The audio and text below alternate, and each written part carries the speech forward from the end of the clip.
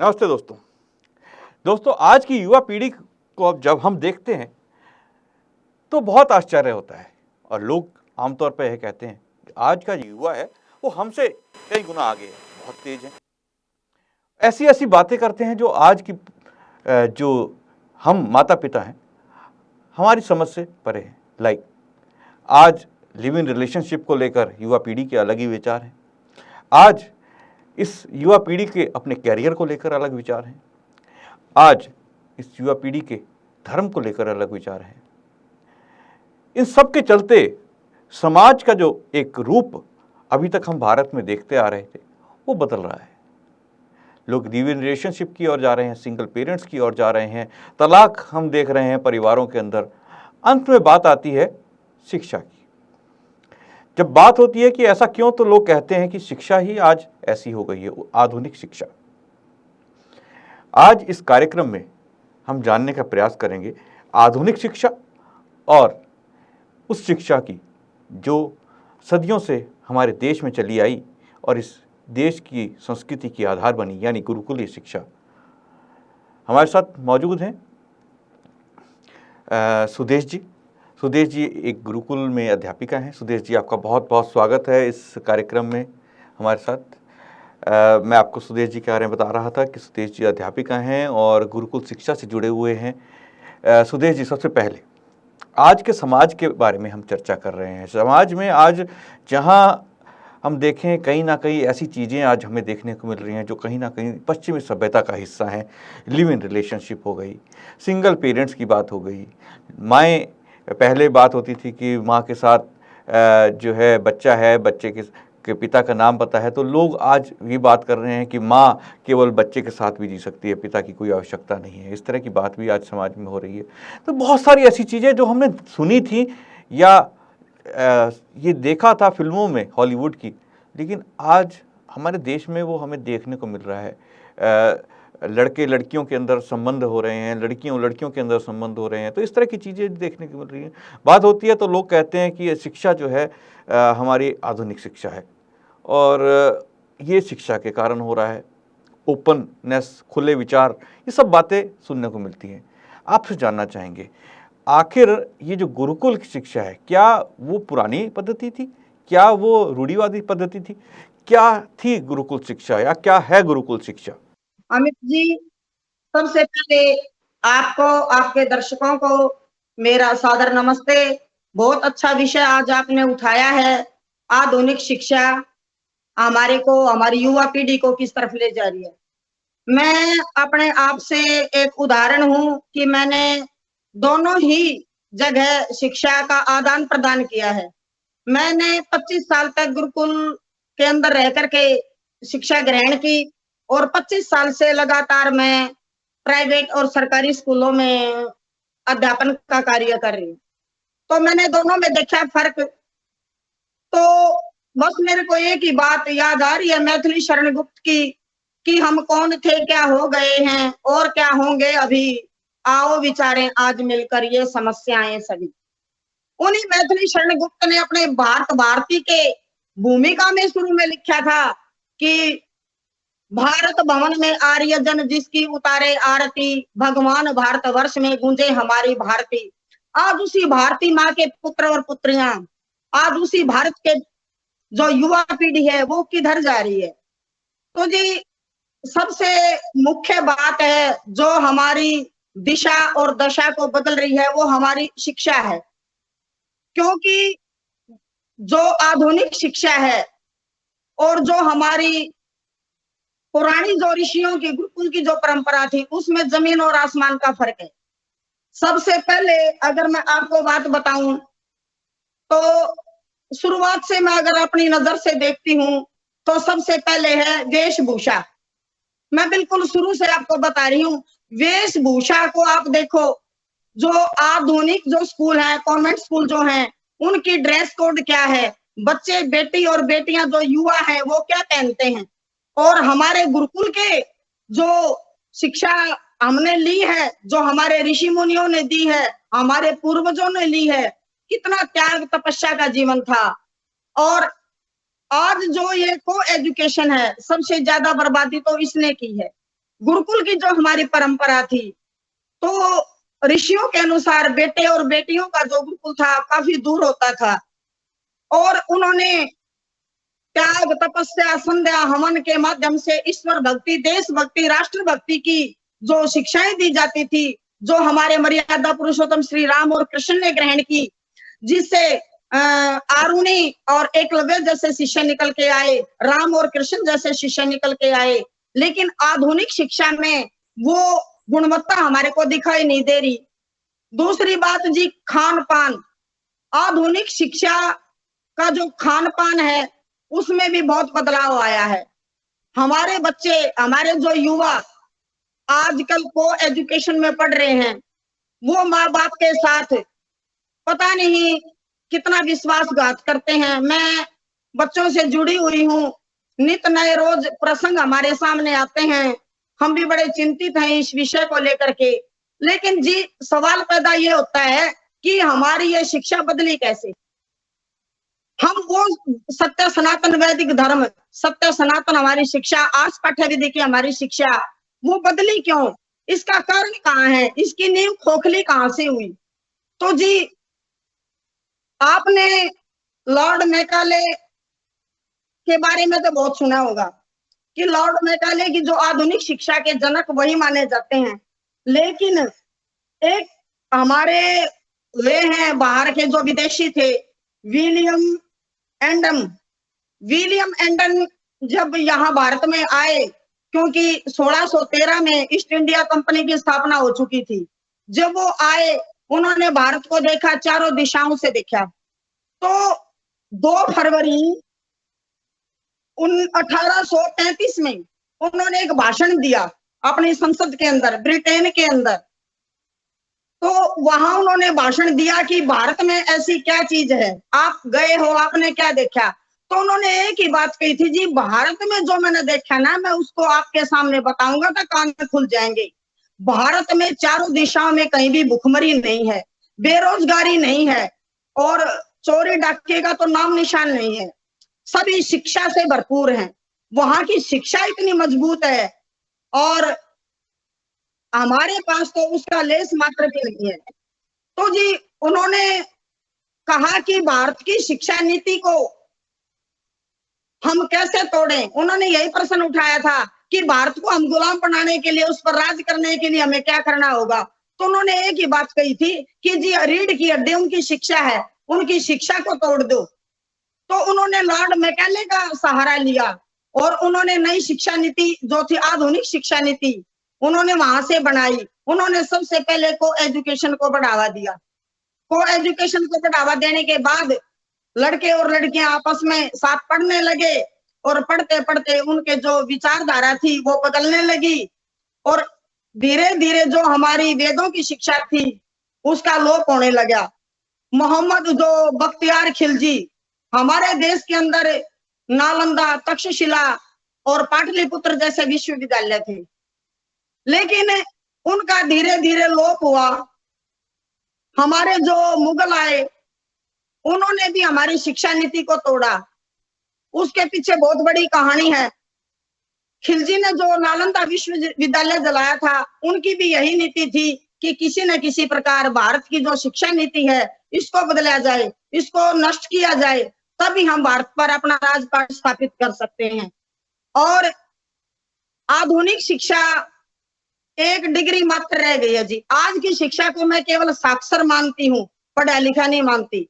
गुरुकुल के जो बच्चे थे वो विद्वान होते थे, उसमें भाईचारे की भावना, माता पिता के आज्ञाकारी होते थे, अपने गुरुजनों का मान सम्मान करते थे, अपनी संस्कृति और संस्कृत से प्यार करते थे, और त्याग तपस्या का जीवन था। उन्होंने अपने गृहस्थ जीवन को भी बहुत अच्छी तरह चलाया।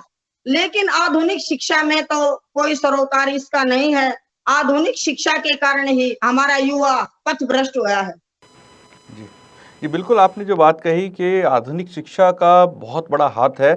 आज की जो हमारे समाज का जो रूप हमें देखने को मिल रहा है उसको लेकर बहुत सारी चीज़ें, बातें होती हैं कि हमारा समाज कहाँ जा रहा है। लेकिन सुदेश जी, आधुनिक शिक्षा के बल पर एक तर्क ये रहता है कि आधुनिक शिक्षा के अंदर बहुत सारी ऐसे सब्जेक्ट पढ़ाए जाते हैं जो आज के लिए ज़रूरी हैं, जैसे विज्ञान, जैसे गणित या और फिजिक्स, केमिस्ट्री, ज्योग्राफी, ये सब बहुत सारे सब्जेक्ट हैं जो आज आधुनिक शिक्षा में उपलब्ध हैं।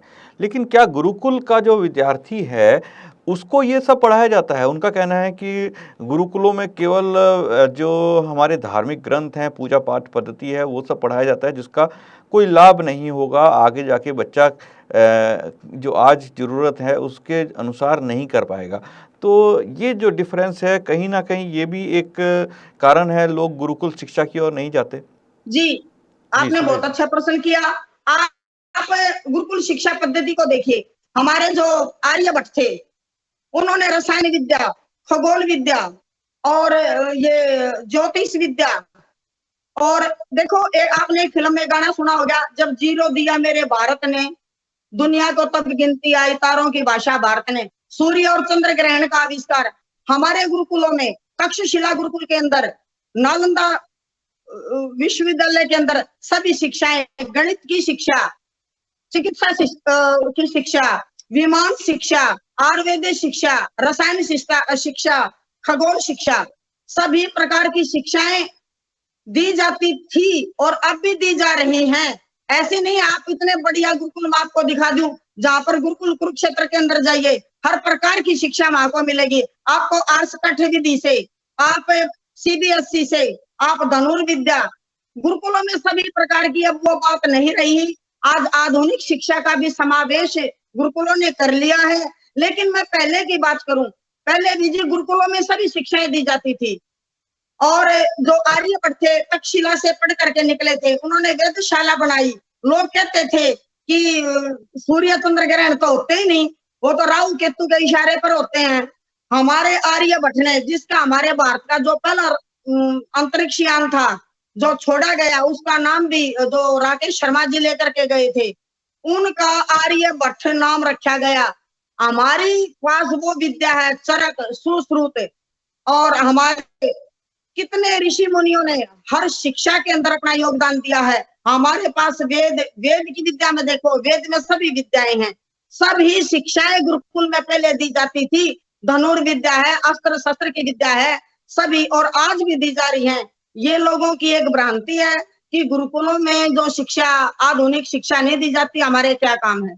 तो आप सुरेश जी, से तो मैं एक चीज़ जानना चाहूँगा, आपने जिस प्रकार से बात कही कि गुरुकुलों में आज आधुनिक शिक्षा भी दी जाती है और दोनों ही प्रकार की शिक्षा दी जा रही है, तो देखने में आया है गुरुकुलों की ओर ज़्यादा लोगों का आकर्षण नहीं होता। आज हम जो संस्थाएं गुरुकुल चला रही हैं, अगर हम उनकी ही बात कर लें तो उनसे जुड़े लोग भी अपने बच्चों को गुरुकुलों में नहीं भेजते। अगर हम 1000 ऐसे लोगों की बात करें तो उसमें से हो सकता है 1 या 2 व्यक्ति हों जिसके बच्चे गुरुकुल में जा रहे हों। तो गुरुकुलों में आज भी शायद वो शिक्षा का स्तर नहीं है, उसके लिए क्या कारण आपको लगता है? मैं ये बात अपने से लागू करती हूँ जी। हमारी 5 पीढ़ियां लगातार गुरुकुल में पढ़ी है, लेकिन सब परिवार ऐसे नहीं होते, क्योंकि कुछ महिलाएं हैं। क्योंकि मैं भी अब सरकारी स्कूल में एक अध्यापिका हूँ, तो वहां भी एक हमारे पास बात आती है कि जी हम तो बच्चे को सरकारी स्कूल में पढ़ा ले, लेकिन इसकी माता जी नहीं मानती या इसकी दादी जी नहीं मानती। तो वही बात प्राइवेट स्कूल और सरकारी स्कूल का जो है, वही गुरुकुलों का है। गुरुकुलों में बच्चे, या तो एक सोच थी लोगों की कि जो उदंड बच्चा हो, शरारती बच्चा हो, उसको गुरुकुल में भेजो, या फिर एक लोगों की मानना था कि जो गरीब बच्चे हैं उनको गुरुकुल में भेजो। आज गुरुकुल चोटीपुरा है दिल्ली के अंदर, आप पता नहीं हर राज्य के अंदर इतने बढ़िया गुरुकुल चल रहे हैं।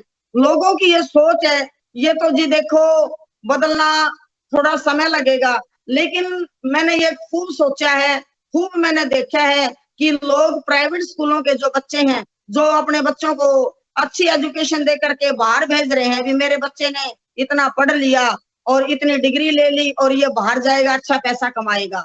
उन्होंने शिक्षा को एक व्यवसायीकरण के रूप दे दिया है, व्यवसाय बना दिया शिक्षा को, लेकिन वो गुण उनके अंदर नहीं आ रहे हैं। अगर लेकिन आज भी आचार्य स्वामी रामदेव जी हैं, अच्छा गुरुकुल चला रहे हैं, अच्छा हर तरह की शिक्षा उनको दे रहे हैं।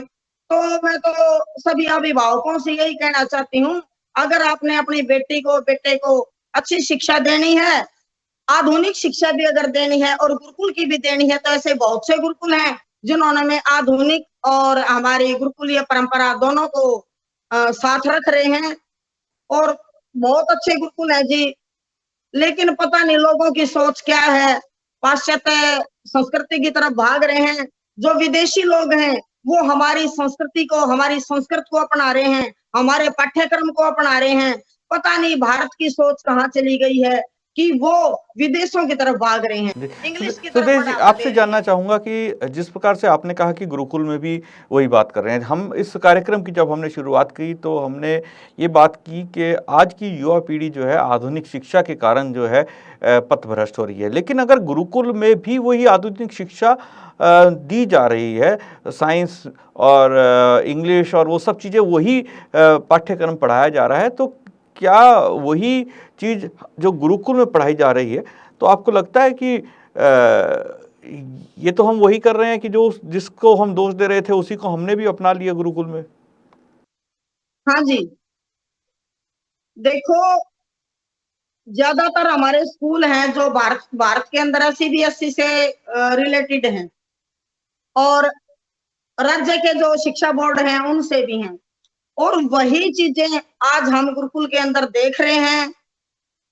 कोई भी फर्क नहीं है जी, बिल्कुल भी आधुनिक शिक्षा के विषय में कि हम वो गुरुकुल में प्राप्त नहीं कर सकते। और गुरुकुल में बच्चे को त्याग तपस्या का जीवन सभी कार्यों में निपुण किया जाता है। छोटे से छोटा और बड़े से बड़ा कार्य गुरुकुल वाले सिखाते हैं। आजकल की बेटियां कॉन्वेंट स्कूल में पढ़ करके, इंग्लिश स्कूल में पढ़ करके जब उनकी शादी होती है, कहती है हमारे से घर का कार्य नहीं होगा। मैंने आज तक किसी गुरुकुल की लड़की से शिकायत नहीं सुनी कि जो ससुराल में जाकर के ये कह दे जी मेरे से कार्य नहीं होता। गुरुकुल का बच्चा कभी आत्महत्या नहीं करता, गुरुकुल का बच्चा कभी गलत लाइन पे नहीं चलता। लेकिन जो आधुनिक स्कूल के बच्चे हैं, जो को एजुकेशन में पढ़ते हैं, उनके जो रिलेशनशिप में रहते हैं वो शराब में लगभग डूब चुके हैं। जितने बड़े शहर हैं वो वहां पर शराब की दुकानें हैं। आप देखो बेटा बेटी स्कूल कॉलेज में जा रहे हैं, स्कूल कॉलेज को छोड़ करके वो शराब की दुकानों पे लगा हुआ है। गुरुकुल में ऐसी कोई बात नहीं है। मैं तो यही कहना चाहती हूँ कि भाई आप अगर आपने आधुनिक शिक्षा भी देनी है और गुरुकुल शिक्षा भी देनी है, अपने बच्चे को संस्कारवान चरित्रवान बनाना है, तो गुरुकुल से बढ़कर कोई विकल्प नहीं है आपके पास। जी, बिल्कुल जो आपने बात कही, जो डिफ़रेंस है वो ये है कि वहाँ पर संस्कारों की शिक्षा दी जा रही है। वहाँ पर लोगों को एक तरह से स्किल डेवलपमेंट की शिक्षा भी दी जा रही है, जो हमारे देश में आज सबसे ज़्यादा आवश्यक है। तो वहाँ का बच्चा कुछ भी कर सकता है। और जो आपने सबसे बड़ी बात कही कि वहाँ गुरुकुल में पढ़ा हुआ बच्चा डिप्रेशन में नहीं जाता और वो गलत कदम नहीं उठाता, जो आम तौर पर इस आधुनिक शिक्षा देने वाले स्कूल हैं, जो पाश्चात्य शिक्षा देने वाले स्कूल हैं, उनमें पढ़ा हुआ व्यक्ति उठा लेता है। और ज़्यादातर जो केसेस हैं वो इसी प्रकार के आए हैं, जो कॉन्वेंट स्कूलों में पढ़े हुए बच्चे इसी प्रकार के कदम उठा लेते हैं। तो ये सब चीज़ें फ़र्क हैं गुरुकुल शिक्षा के अंदर। तो अब समय हुआ है आपसे विदा लेने का। सुदेश जी, आप हमारे साथ इस कार्यक्रम में जुड़े, आपने जो चीज़ें बताई गुरुकुलों के बारे में, आपका बहुत बहुत धन्यवाद जुड़ने के लिए। दोस्तों, कल फिर मुलाकात होगी एक नए विषय और एक नए मुद्दे के साथ। आज मुझे आज्ञा दीजिए। नमस्ते।